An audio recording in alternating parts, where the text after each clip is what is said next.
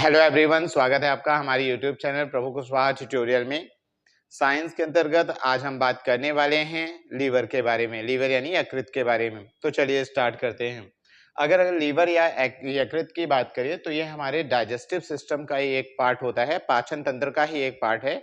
हमने बोला था डाइजेस्टिव सिस्टम के दो भाग होते हैं, एलिमेंट्री कैनाल मतलब जिसमें पाचन की प्रक्रिया कंप्लीट होती है, और डाइजेस्टिव ग्लैंड जिसमें तीन तरह की ग्रंथियां थी आपकी। सैलिवरी ग्लैंड यानी आपका जो है लार ग्रंथियां, दूसरा आपका यकृत यानी लीवर, और थर्ड आपका पैंक्रियाज यानी आपका अग्नाशय। तो एक एक करके आज हम इन ग्रंथियों को प्रॉपर पढ़ना स्टार्ट करते हैं। तो अगर बात करें लीवर की, तो लीवर जो है हमारी बॉडी का दूसरा सबसे बड़ा अंग है, यानी सेकंड लार्जेस्ट ऑर्गन है। इसके अलावा अगर ये एक जो है एक्सोक्राइन ग्लैंड है, मतलब सबसे बड़ी बहिस्रावी ग्रंथि भी है, सबसे बड़ा इंटरनल ऑर्गन भी है, और हमारी बॉडी का सबसे भारी अंग भी है। तो सबसे भारी है तो कितना भारी है? तो लीवर का जो वेट होता है वो 1.35 से 1.59 किलोग्राम तक होता है। तो हमने क्या देखा कि जो लीवर है, लीवर का जो वेट होगा, लीवर क्या है? मानव शरीर का सबसे बड़ा आंतरिक अंग है तथा तो कुल मिलाकर दूसरा सबसे बड़ा अंग है, मतलब सबसे बड़ा ऑर्गन जो है आंतरिक इंटरनल ऑर्गन है। पर अगर टोटल ओवरऑल बॉडी में देखा जाए तो सेकंड लार्जेस्ट ऑर्गन है। क्यों? क्योंकि सबसे बड़ा अंग जो है मानव शरीर का वो किसे माना जाता है? त्वचा को माना जाता है। अच्छा, ये सबसे भारी अंग भी है और इसका औसत वजन देखा जाए तो 1.35 से 1.59 केजी तक होता है, जो कि हमारे कुल बॉडी वेट का लगभग 2% के बराबर है। यह मानव शरीर की सबसे बड़ी ग्रंथि है। तो अक्सर ये क्वेश्चन पूछा जाता है कि ह्यूमन बॉडी की, मानव शरीर की सबसे बड़ी ग्लैंड कौन सी है, ग्रंथि कौन सी है? तो मानव शरीर की जो सबसे बड़ी ग्रंथि है वो कौन सी है? आपकी यकृत को माना जाता है। अगर बात करें यकृत की संरचना, लीवर के स्ट्रक्चर के बारे में, तो लीवर एक बाइलोब्ड स्ट्रक्चर है, मतलब ये दो भागों में बटा होता है, right lobe and left lobe, दाएं पाली और बाएं पाली। तो लीवर एक द्विपाली संरचना है, बाइलोब्ड स्ट्रक्चर है। ये दाएं पाली बाएं पाली यानी right lobe and left lobe में डिवाइड होता है। और इसको दाएं पाली और बाएं पाली में विभाजित कौन करता है? ये लिगामेंट, ये आपका कहलाता है फाल्सीफॉर्म लिगामेंट। तो जो फाल्सीफॉर्म लिगामेंट है उसे दो भागों में विभाजित करने का काम करता है। इसके अलावा लीवर जो है, पूरे लीवर के ऊपर एक कैप्सूल की परत चढ़ी रहती है जिसे कहते हैं ग्लिसरॉल कैप्सूल, और ये कैप्सूल पेरिटोनियम की एक परत से ढका रहता है, और ये दोनों मिलकर हमारे लीवर को डैमेज होने से क्या है? बचाती हैं। तो हमने देखा कि एक द्विपाली संरचना है, इसमें दो भाग होते हैं, दाईं पाली बाईं पाली, और दाईं पाली अपेक्षाकृत थोड़ी सी क्या होती है? बड़ी होती है।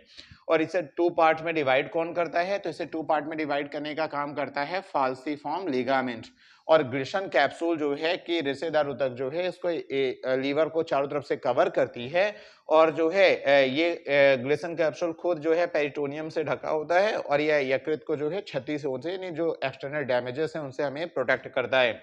इसके अलावा लीवर में ब्लड कहाँ से आता है? तो लीवर में ब्लड के दो सोर्स हैं, जैसा कि आप देख सकते हो।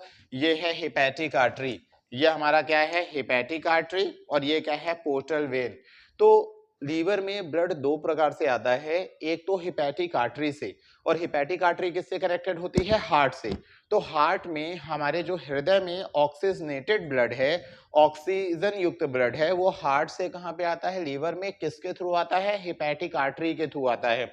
और दूसरा, डाइजेशन के पश्चात जो न्यूट्रिएंट युक्त ब्लड है, मतलब आपका जो है पोषण युक्त ब्लड है, वो पोर्टल वेन के थ्रू कहाँ पे आता है? आपका जो है लीवर में आता है। तो लीवर में ब्लड के दो सोर्स हैं, हेपेटिक आर्टरी जो हार्ट यानी हृदय से ऑक्सीजन वाले ब्लड को यहाँ तक लाने का काम करेगी, और दूसरा जो है आपके डाइजेस्टिव सिस्टम से पोर्टल वेन जो है ये न्यूट्रिएंट युक्त यानी आपका जो है पोषण युक्त जो रक्त है उसको जो है कहाँ पे लाने का काम करता है? लीवर में लाने का काम करता है। तो हमने देखा कि रक्त के दो मुख्य स्रोत कौन से हैं? Hepatic portal vein that carries nutrient rich blood from the digestive system, और hepatic artery carries oxygenated blood from the heart. मतलब हेपेटिक आर्टरी जो क्या काम करेगी? ऑक्सीजन युक्त ब्लड को हार्ट से लाएगी, और पोर्टल वेन क्या करेगा? जो पाचन तंत्र में जब भोजन डाइजेस्ट हुआ तो उसे बहुत सारे न्यूट्रिएंट्स मिले, हमें पोषक तत्व मिले, और इन पोषक तत्व वाला जो ब्लड है वो आपका जो है पाचन अंगों से कहाँ पे पहुंचता है? आपका लीवर में पहुंचने का काम करता है। अगर बात करें फंक्शन की कि लीवर हमारा काम क्या करता है, तो लीवर का जो सबसे पहला काम है वो बाइल जूस को प्रोड्यूस करना, पित्त रस को स्त्रावित करना। तो पित्त रस से बहुत सारे क्वेश्चन आते हैं। पित्त रस को स्त्रावित कौन करता है, सेक्रेट कौन करता है? तो लीवर। पित्त रस स्टोर कहाँ पे होता है? तो पित्त रस स्टोर होता है गॉल ब्लैडर यानी आपका जो है पित्ताशय में।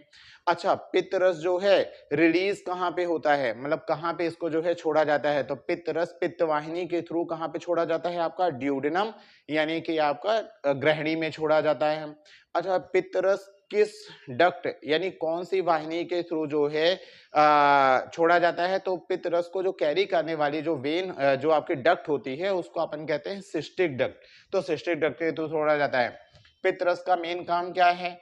पित्त रस जो है हमारा वसा के पाचन में सहायता करता है, साथ साथ यह जो है कोलेस्ट्रॉल और विटामिन के अवशोषण का भी काम करता है। तो हमने देखा पित्त रस बनता यकृत में है, स्टोर पित्ताशय में होता है, सिस्टिक डक्ट यानी सिस्टिक वाहिनी के थ्रू ये जो है कहाँ पहुंचता है? ग्रहणी में। ग्रहणी में ये रिलीज होता है। ग्रहणी किसका पार्ट है? छोटी आंत का पार्ट है। ये काम क्या करता है? वसा के पाचन में सहायता करता है। दूसरा काम क्या करता है? ये विटामिन और कोलेस्ट्रॉल यानी फैट के जो है एब्जॉर्प्शन का काम करता है।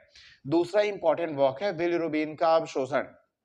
जब आरबीसी की लाइफ खत्म हो जाती है, तो जब आरबीसी ब्रेक होता है तो ये बिलिरुबिन किससे बना है? हीमोग्लोबिन से।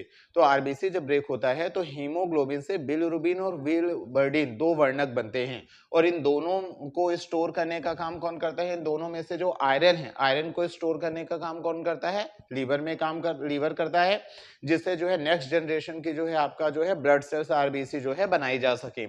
तीसरा, रक्त के थक्के जमने में भी यह सहायक होता है। तो रक्त के थक्के जमने में कैसे सहायक होता है? पहली बात तो विटामिन का अवशोषण करता है। और कौन सा विटामिन है जो रक्त का थक्का जमने में सहायक होता है? तो वो है विटामिन के। तो ये विटामिन के को अवशोषित करता है। साथ साथ रक्त का थक्का जमाने वाले जो प्रोटीन है फाइब्रिनोजन प्रोथ्रोम्बिन, उनका भी निर्माण कौन करता है? यकृत करता है। तो हमने देखा ये रक्त का ब्लड क्लॉटिंग में हेल्प करेगा। और किस तरह हेल्प करेगा? पहली बात तो ये विटामिन के को अवशोषित करेगा। दूसरा, फाइब्रिनोजन और प्रोथ्रोम्बिन जैसे विटामिन प्रोटीन्स का निर्माण करेगा। और साथ साथ ये हमारी रक्त वाहिनियां वेन्स में जो है रक्त का थक्का ना जम जाए, तो इसके लिए एंटीकोगुलेंट जो है एक और प्रोटीन रिलीज करता है जिसको अपन कहते हैं हिपेरिन। तो हमने देखा रक्त का थक्का कौन जमाता है? विटामिन के, कैल्शियम आयन, फाइब्रिनोजन, प्रोथ्रोम्बिन, ये रक्त का थक्का जमने में सहायक हैं। और हिपेरिन रक्त वाहिनियों के अंदर, ब्लड वेसल्स के अंदर रक्त का थक्का जमने से क्या करता है? रोकने का काम करता है।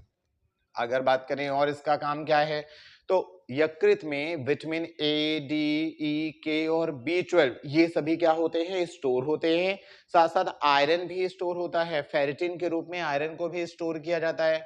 तो कौन कौन से विटामिन जो है लीवर में स्टोर रहते हैं? ए, डी, ई, के और विटामिन बी12। साथ साथ ये रक्त कोशिकाओं के लिए फेरिटिन के रूप में जो है आयरन यानी लोहे को भी स्टोर करने का काम करता है।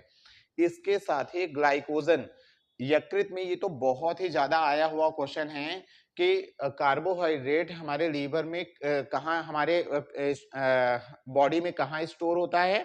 तो कार्बोहाइड्रेट हमारी बॉडी में जो है लीवर में स्टोर होता है। और किस रूप में स्टोर होता है? ग्लाइकोजन के फॉर्म में स्टोर होता है। तो कार्बोहाइड्रेट का स्टोरेज पॉइंट क्या है? आपका जो है लीवर। और किस फॉर्म में? ग्लूकोज के फॉर्म में ना स्टोर होकर वो ग्लाइकोजन के फॉर्म में स्टोर होगा। दूसरा, यकृत में ये भी एक बहुत इंपॉर्टेंट क्वेश्चन है जो अक्सर पूछा जाता है, कुफर सेल्स। कुफर सेल्स कहाँ पाई जाती हैं? तो कुफर सेल्स एक मैक्रोफेज होती हैं जो यकृत में जो रोग पैदा करने वाले कारक हैं जिनसे हमें बीमारियां हो सकती हैं, उन सभी को नष्ट करने का काम करते हैं। तो यकृत सेल एक तरीके से हमारी प्रतिरक्षा तंत्र का क्या है? पार्ट है। इसके अलावा यकृत में जो है पुनर्जनन की क्षमता होती है, मतलब रीजनरेशन होता है। और 8 से 15 दिनों में हमारा यकृत जो है फिर से क्या हो जाता है? डेवलप हो जाता है। और जब तक ये डेवलपमेंट की प्रोसेस चल रही है उस टाइम भी हमारा यकृत जो है, लीवर जो है प्रॉपर्ली फंक्शन करता है। इसका मतलब अगर आप यकृत अपना लीवर डोनेट कर रहे हो तो 8 से 15 दिनों में आपका लीवर फिर से क्या हो जाएगा? रीजनरेट हो जाएगा। अगर बात करें बाइल जूस की यानी पित्तरस की, तो हमने देखा पित्तरस निर्मित कहाँ पे होता है? लीवर में ये डेवलप होता है। स्टोर कहाँ पे होता है? ये आपका जो है पित्ताशय यानी आपका गॉल ब्लैडर में स्टोर होता है।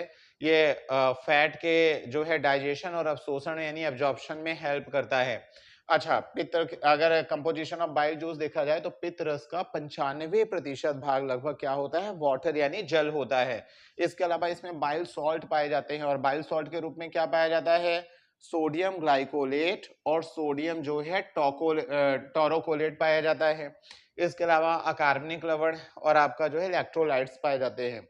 अगर इसमें वर्णक या पिगमेंट्स की बात करें तो बिलिरुबिन और विलिवर्डिन जो है पाए जाते हैं और ये दोनों किससे बनते हैं, आरबीसी में के जब डेड होती है तो हीमोग्लोबिन के टूटने से ये बनते हैं। साथ साथ फैट के रूप में इसे लेसिथिन और इसमें फैटी एसिड पाया जाता है। अगर बात करें लीवर की तो इसमें हमेशा ध्यान रखिएगा कि जो ये सिस्टिक डक्ट है, अच्छा इसमें सिस्टिक डक्ट दिया नहीं है, तो चलिए अगले क्लास में हम सिस्टिक डक्ट के बारे में थोड़ा सा देखेंगे। तो जो भी आपने अभी वीडियो देखा, अगर इसको आपका जो है इनके सभी पीडीएफ चाहिए तो हमारे व्हाट्सएप चैनल और टेलीग्राम चैनल को ज्वाइन करें, जिसका जो लिंक है डिस्क्रिप्शन बॉक्स में दिया जाएगा। हमारे जो भी वीडियोस हैं इन्हें जो है लाइक सब्सक्राइब और शेयर करते रहें। आपके कमेंट बहुत वैल्यूएबल है, जिससे हमें पता चलता है कि हमें अपने वीडियोस में क्या रिफॉर्म करने की जरूरत है। तो इन्हें बार बार रिपीट करें, क्योंकि एग्जाम के पर्सपेक्टिव से हमने इसमें टू द पॉइंट डाटा दिया हुआ है, जिसमें ज्यादा से ज्यादा आपको कंटेंट प्रोवाइड किया जाए आपका कम से कम टाइम यूज करते हुए। तो चलिए मिलते हैं अगले वीडियो में।